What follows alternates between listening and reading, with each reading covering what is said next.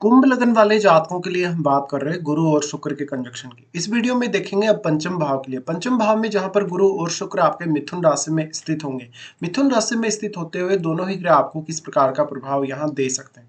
देखिए, गुरु के लिए अपने से बिल्कुल ऑपोजिट घर है ये, और शुक्र यहाँ अपने मित्र बुध के घर में होंगे।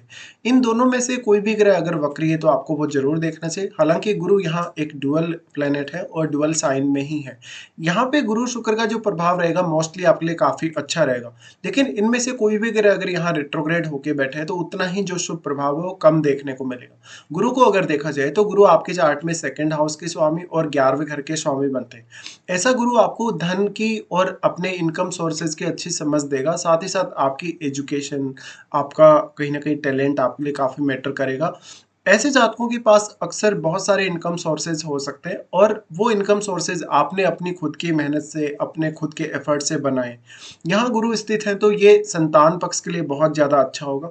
साथ ही साथ आप शेयर मार्केट वगैरह, लॉटरी या सट्टा की तरफ भी कभी कभी आकर्षित हो सकते हैं। बट गुरु यहाँ होने की वजह से इस बात की संभावना बहुत ही ज़्यादा है कि आप काफ़ी वाइजली ही डिसीजन लेंगे जो भी आप लेंगे। लेकिन यहाँ बुध का महत्व बहुत ज्यादा है। बुध यहाँ दोनों के ही डिस्पोजिटर हैं, तो बुध आपके चार्ट में अच्छी स्थिति में होने ही चाहिए। इसके साथ साथ यहाँ कोई भी अन्य अगर ग्रह बैठा है तो वो हो सकता है गुरु का मित्र हो या हो सकता है शुक्र का मित्र हो, तो आपको उस केस में भी देखना होगा। और जो भी ग्रह यहाँ बैठा है वो आपके चार्ट में किसी न किसी भाव का स्वामी अवश्य ही होगा, तो उस हाउस से भी आपको कनेक्शन जोड़ के देखना चाहिए। मोस्टली इस बात की संभावना है कि अगर यहाँ कोई भी फायरी प्लेनेट बैठेगा तो उस केस में गुरु को ज्यादा फायदा होगा। अगर मान लीजिए यहाँ गुरु रेट्रोग्रेड हो जाते हैं, रेट्रोग्रेड होने के केस में आप अपना ज्ञान और अपनी बुद्धिमत्ता को उतना अच्छे से काम में कभी कभी नहीं ले सकेंगे। शुक्र यहाँ है तो शुक्र आपको बहुत ज्यादा क्रिएटिव बनाते हैं, साथ ही साथ बहुत अच्छी इमेजिनेशन भी देते हैं। गुरु ज्ञान के कारक होने की वजह से यहाँ अगर चंद्रमा जैसा ग्रह बैठा हो या इवन सूर्य जैसा ग्रह बैठा हो तो ये कंजक्शन आपके लिए और भी ज्यादा बेहतर रिजल्ट ला सकता है। इसके साथ ही गुरु यहाँ सेकंड लॉर्ड है। सेकंड लॉर्ड होने के केस में आप अपने जो भी इनकम से जुड़े मैटर हैं, घर से जुड़े, परिवार से जुड़े मैटर हैं, उनमें काफ़ी वाइजली डिसीजन लेंगे। और साथ ही आप अपने लिए ये समझ पाएंगे कि आपके लिए क्या सही है, क्या गलत है, कौन सा डिसीजन ऐसा है जो जहाँ पे आपको नुकसान हो सकता हो। गुरु यहाँ वास्तव में आपको देखना होगा कैसी स्थिति में है। अगर यहाँ गुरु रेट्रोग्रेड हो जाते हैं तो आपके 11th हाउस से जुड़े कार्यों के लिए और आपके सेकंड हाउस से जुड़े हुए कार्यों के लिए आपको ज़्यादा मेहनत करनी पड़ेगी और काफ़ी सोच समझ कर डिसीजन लेने होंगे। मोस्टली अगर यहाँ गुरु रेट्रोग्रेड हो जाए तो यहाँ अगर बुध अच्छी स्थिति में हो तो आपको जरूर थोड़ी सहायता मिल सकती है। बट यहाँ आपका जो 11th हाउस के स्वामी क्योंकि गुरु है, गुरु होने की वजह से हो सकता है बहुत सारी आपकी अभिलाषाएं, बहुत सारी आपकी इच्छाएं जो धन संपत्ति को लेके होंगी, अपने नेटवर्क वगैरह को लेके होंगी, वो अधूरी रहेंगी। यहाँ पे गुरु है तो ये संतान के लिए बहुत ज्यादा बेटर कहा जाएगा। शुक्र की जहां तक बात है, शुक्र फोर्थ लॉर्ड है और साथ में वो नवम घर के भी स्वामी। तो ऐसा शुक्र आपको पारिवारिक मामलों में या भौतिक सुख सुविधाओं के मामले में काफी अच्छी स्थिति को दिखाएगा। साथ ही साथ ये मैरिड लाइफ पर भी बहुत स्ट्रॉन्ग इम्पैक्ट डालेगा। इस प्रकार का कंजक्शन है तो अब अगर यहाँ राहु या केतु का इम्पैक्ट हो तो संतान के लिए भी यहाँ थोड़ा नकारात्मक होगा और मैरिड लाइफ के लिए भी। बट वास्तव में यहाँ बुध कैसे हैं, बुध अगर अच्छी स्थिति में है तो फिर भी आपको काफी फायदे मिल सकते हैं।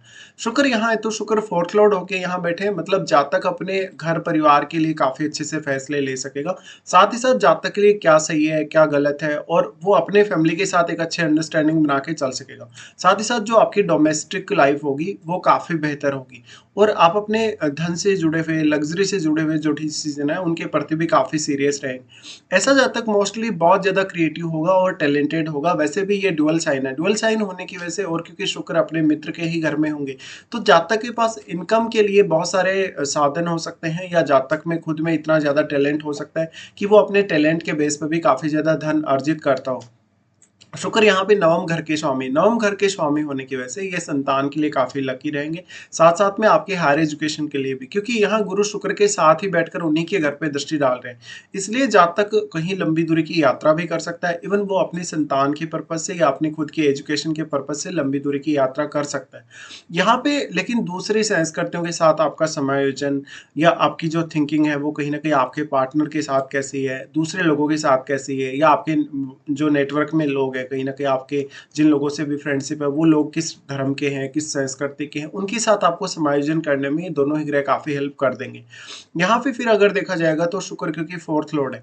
4th लॉर्ड होने के केस में इस बात की संभावना बहुत अधिक बनती है कि जातक अपने खुद के परिवार के प्रति कुछ सर्टेन रिस्पॉन्सिबिलिटीज़ रखेगा और उनको वो पूरा भी करेगा। तो यहाँ पे दोनों ही तरीके से, चाहे आपकी प्रोफेशनल लाइफ है, चाहे आपका डोमेस्टिक लाइफ है, उसको एक अच्छा बैलेंस में आप ले सकेंगे। गुरु का दृष्टि अगर देखा जाए तो फिर आपके नवम घर पे ही आ जाता है, जहाँ नवमेश के साथ ही यहाँ गुरु बैठे हैं। इस केस में इस बात की संभावना बहुत अधिक बनेगी कि जातक अपनी हायर लर्निंग के लिए लंबी दूरी की यात्रा करेगा। यात्रा के दौरान वो काफ़ी कुछ अपना नया सीखेगा जीवन में और उसको वो एडॉप्ट भी करेगा। शुक्र यहाँ पे क्योंकि इस हाउस के लॉर्ड हैं, तो शुक्र मेनली आपको काफ़ी लक प्रदान करेंगे यहाँ पे भाग्य स्थान के स्वामी होने की वजह से। अब गुरु यहाँ रेट्रोग्रेड नहीं होने चाहिए। अगर यहाँ गुरु रेट्रोग्रेड हो जाते हैं, तो उस केस में आपका जो हायर एजुकेशन होगा, वो हो सकता है कि उस लेवल का ना हो जिस लेवल का आप वास्तव में चाहते हैं। तो ऐसा जातक जो होगा वो बहुत ज़्यादा इंटेलिजेंट होगा और उसमें बहुत सारी अलग-अलग प्रकार की क्वालिटीज़ और टैलेंट होगा। राहु का यहाँ पे अगर इम्पैक्ट हो गुरु या शुक्र पर, तो मैरिड लाइफ को लेके आपको काफ़ी डिससैटिस्फैक्शन रह सकता है और काफ़ी सारे आपके ऐसे फैसले हो सकते हैं जो गलत साबित हो सकते हैं। लेकिन यहाँ राहु अगर बैठे हैं पंचम में, तो टैलेंट बहुत ज़्यादा देंगे आपको। इसी तरीके से अगर केतु बैठे हो, तो यहाँ केतु के बैठने के केस में गुरु को ज़्यादा फायदा होगा शुक्र की तुलना में।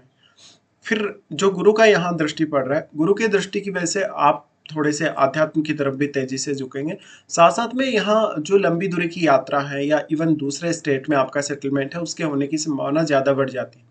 फिर गुरु और शुक्र दोनों का ही दृष्टि पड़ेगा 11th हाउस पे। 11th हाउस पे दृष्टि पड़ेगा तो ऐसे लोगों को चाहने वाले बहुत लोग होंगे, आपकी एडवाइस को मानने वाले बहुत होंगे।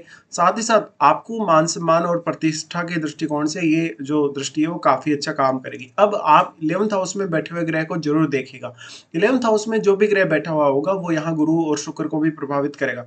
बट क्योंकि गुरु अपने ही घर पे डायरेक्टली यहाँ दृष्टि डाल रहे हैं और ये इनका मूल त्रिकोण घर है। मूल त्रिकोण घर होने की वजह से इस बात की संभावना बहुत अधिक बनती है कि कहीं न कहीं यहाँ पे जो गुरु है, यहाँ बैठे हुए ग्रह को काफ़ी ज़्यादा कंट्रोल कर सकेंगे। लेकिन अगर गुरु रेट्रोग्रेड हुए तो ऐसा नहीं होगा।